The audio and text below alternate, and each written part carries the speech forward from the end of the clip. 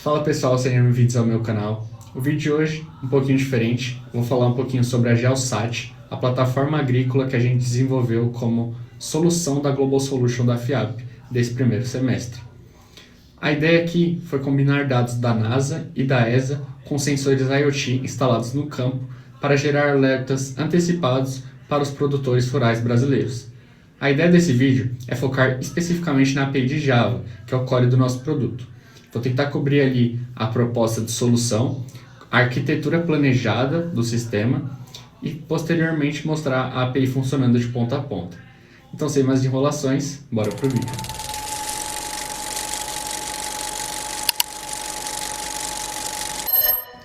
Pequenos e médios produtores rurais perdem bilhões por ano com eventos climáticos, secas, queda de produtividade, enchentes. O problema não é a falta de tecnologia. A NASA e a ESA disponibilizam imagens satelitais de forma gratuita. O problema é que processar esses dados exige uma grande capacidade técnica, e os produtores rurais não possuem essa capacidade. A GeoSat resolve esse gap. Ela pega os dados satelitais e cruza com leituras em tempo real do ESP32 que está instalado no campo do produtor e detecta alguma anomalia, como umidade do solo baixa, queda no índice de vegetação ou ambas as coisas juntas. Com isso, a GeoSat vai conseguir gerar alertas automáticos para o produtor de 7 a 15 dias de antecedência daquele problema. O diferencial central do nosso produto é a fusão das fontes. Os satélites eles cobrem a área, enquanto os sensores cobrem a continuidade. Quando ambos concordam que tem um problema, o nosso sistema vai aumentar o nível do alerta e ele vai passar a ser um alerta crítico de forma automática. Com isso, nós conseguimos reduzir falsos positivos e aumentar a confiabilidade dos alertas. Nós podemos dividir o sistema em 3 partes principais, com 2 APIs e a parte do cliente. Então a gente tem a API de Java, que é essa que eu estou falando no vídeo de hoje. Basicamente ela é a API principal que vai fornecer os dados para o mobile. Então quem vai ver esses dados é o produtor de fato. Então é muito importante, a API de Java é o core do sistema. Tem a API de .NET, que ela vai fornecer dados quase que 100% de leitura para cooperativos. Então ela vai ser fornecida mais para um futuro painel de gestão de fato, não necessariamente para a decisão técnica do cliente. E por último, a parte do cliente, que seria hoje o mobile. Então o mobile vai consumir os dados da API de Java para expor esses dados de forma mais bonita e realmente entregando um valor para o produto no cliente, no mobile, que esses serão os dados que vão ser consumidos pelo cliente de fato. Mas hoje o foco é a API de Java. Agora falando um pouquinho da arquitetura da API, basicamente ela segue o padrão REST, tá? É uma arquitetura com camadas bem definidas, então tenho toda a aquisição chegando primeiro na controller, a service responsável pela regra de negócios e lógica do produto. Eu tenho a repository, que vai persistir os dados ou vai trazer informações, tem a model que está modelando ali as entidades que a gente criou na modelagem, principalmente quando a gente fez o banco de dados, que a gente tem que fazer refletir aqui na API. Tem também o pacote de exception, que vai tratar realmente das exceptions para a gente conseguir voltar a status bem definidos, não só positivos como negativos, e tem a parte de filter. Então, aqui na parte de arquitetura, vou mostrar brevemente aqui pelo README mesmo. Um segundo. Ok, tudo certo. Então, destacando dois pontos principais aqui da arquitetura. Primeiro, a parte de autenticação que eu implementei na API, para não ficar algo aberto a todos. Eu criei uma autenticação sem utilizar o Spring Security, que foi uma demanda que a gente não tinha visto ainda o Spring Security, então não foi solicitado para utilizar. Eu fiz basicamente uma auth simples utilizando o OnCPR Filter, não me lembro o nome completo, mas vou ver aqui também. Aqui mesmo, debaixo do pacote filter, então tem aqueles pacotes que eu falei, que são as camadas bem definidas do projeto. E aqui eu tenho o Auth Token Filter, que a gente está utilizando esse OnCPR Request Filter.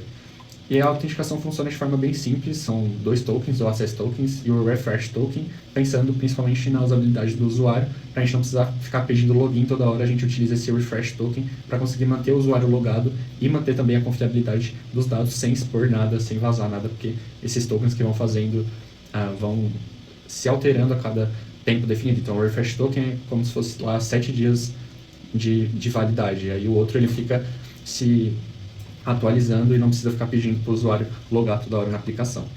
E a segunda parte mais importante é que a regra principal do nosso produto não é a API de fato. A API ela só persiste as informações e traz as informações. Mas a regra de ouro, que é os alertas que a gente envia para o produtor, é o banco de dados que faz essa parte. Então o banco de dados ele possui triggers, que a gente definiu ali utilizando PLSQL na maioria dos casos, que ele que vai verificar quando a umidade do solo ficar baixa, ou quando houver uma queda do índice, ou quando o satélite reportar alguma coisa, enfim, quando o status mudar, ele que vai gerar esse alerta, e aí a API que vai enviar os dados, mas tudo trazendo o banco de dados. O banco de dados é a principal fonte aqui das informações. Mostrando o README brevemente, aqui eu ainda vou adicionar, porque eu estou gravando o vídeo agora. Aqui a gente tem os links, e aqui a parte também de arquitetura que é interessante falar. Tem diagrama de entidades, relacionamento básico. Então aqui a gente começa na autorização, tem os tokens que eu falei, e aqui a gente cai na lógica principal do fluxo da API. Então um produtor, ele pode cadastrar várias propriedades, uma propriedade cadastra vários talhões. O talhão, ele tem vários sensores, o talhão também tem várias imagens, o talhão só possui uma configuração, então cada talhão possui uma configuração única. E o talhão também possui vários alertas. Debaixo do sensor, um sensor ele tem várias leituras de sensores. E aqui debaixo do alerta a gente tem um alerta tendo vários logs de alerta. Isso aqui é principalmente para nível de auditoria, tá? Então é interessante ter esse cara. Sobre as práticas, acho interessante falar que eu adicionei também a deleção lógica. Então a gente não deleta dados de fato do nosso banco de dados. A gente tem um campo de ativo e a gente basicamente coloca como inativo para não perder a confiabilidade dos dados, principalmente a nível de LGPD. É muito importante ter isso bem gravado no histórico do projeto. Passando rapidamente aqui, onde eu construí o projeto, a gente tem aqui tudo certinho, o .xml com as dependências bem configuradas, igual tem tudo lá no README bem explicado. E da modelagem avançada, a gente tem aqui na auditoria, a auditoria que é o nosso embeddable, tá? Então é a auditoria que entraria ali na parte de modelagem avançada que foi solicitada nos requisitos. Agora, só para finalizar, eu vou mostrar o fluxo do funcionamento da API rapidamente, para não estourar o limite do vídeo. Eu já me adiantei aqui, fiz o login com um usuário master, um ADM da API, tá? Tem uma colinha aqui com os dados para não perder muito tempo com isso. Então vamos começar criando um usuário produtor, tá? Essa parte é o ADM que tem que fazer mesmo. Foi essa que ficou definida a regra de negócio. Então começo criando, ele vai retornar um 201 aqui certinho, Ana Paula, ID 4. A gente vamos fazer esse login como produtor. Então, deixa eu dar um logout. Eu dou um logout. Se estiver demorando muito tempo entre as requisições, eu vou cortando para não exceder o limite do vídeo, tá? Então a gente entra aqui agora como um usuário, produtor. Vou pegar o access token, essa parte é feita por baixo dos panos, tá? Obviamente, os tokens você não vai colocar no header ali na hora de mandar requisições, ele vai ser setado de forma automática pelo cliente mesmo. Aqui a gente já está autenticado, tá?